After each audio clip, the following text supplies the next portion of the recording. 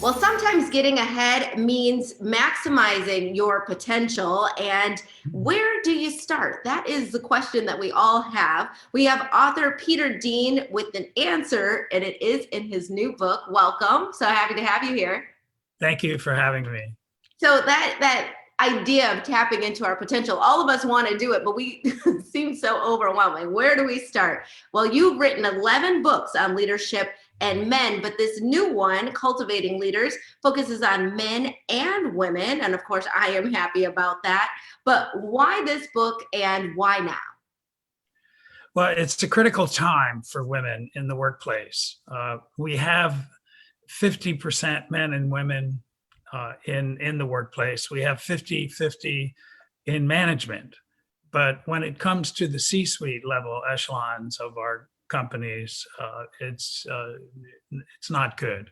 In fact, women are far behind. And so the focus is on the interaction, the engagement of men and women at the policy level of an organization. And describe to me the difference that you see between men and women's leadership styles.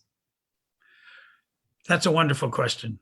And it all starts when we're kids. Boys are taught to be rough and tumble. Girls are protected, perhaps overly protected. Boys are taught to distance themselves from emotion at an early age, and girls embrace it, wanting to understand it. I remember I grew up in a family of uncles, and tossing the young boy from uncle to uncle in the air was sport.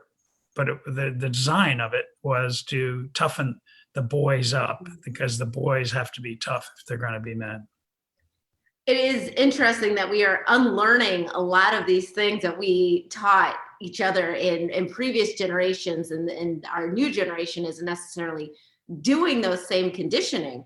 But the adults have already been conditioned that way. So it's nice that your book is meeting us where we're at, even if we are changing the tide a little bit here. We as parents, you just saw my daughter snuck down to the set. We want to help our daughters and our sons learn the skills to work collaboratively and cultivate leadership skills early on. How does that start?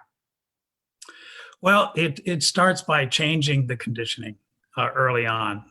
In fact, I'm so committed to that now that with my business partner and wife, Molly Shepard, we are writing another book about cultivating leaders, although it's entitled Cultivating Little Leaders.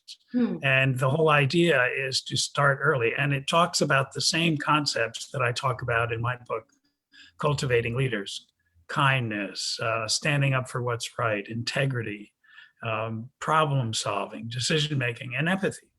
It sounds like a lot of emotional intelligence that is being tapped into now when we're thinking about leadership, when in the past that necessarily wasn't the case. It was sort of do as I say. Very good. You picked that up, did you?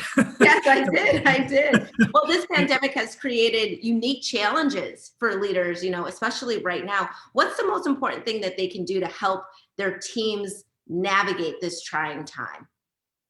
Well, it starts with empathy, really, especially in a pandemic. And what does empathy mean? It means stop talking and start listening.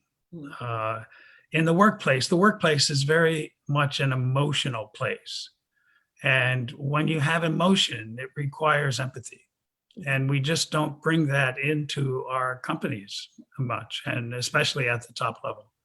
And now is the time to start changing that. So of course, we want to get our hands on your book so we can learn how to do that. Give us the whole title again and remind us where we can pick it up.